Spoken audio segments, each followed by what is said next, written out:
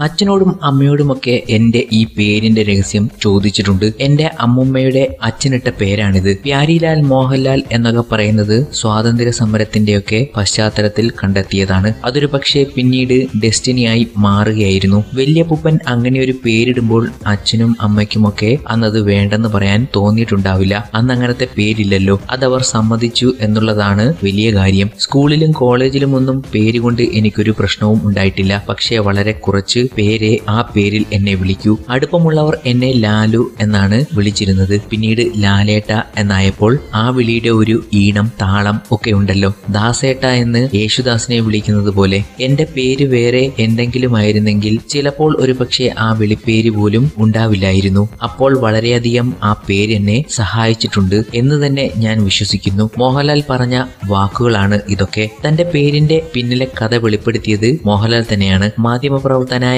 A Chandrasekhar നടത്തിയ അഭിമുഖത്തിലാണ് മോഹൻലാൽ തന്റെ പേരിന്റെ പിന്നിലെ രഹസ്യം വെളിപ്പെടുത്തിയത്. ഈ അഭിമുഖം മോഹനരാഗങ്ങൾ എന്ന പേരിൽ ഒരു പുസ്തകമായി പുറത്തിറങ്ങിയിട്ടുണ്ട്.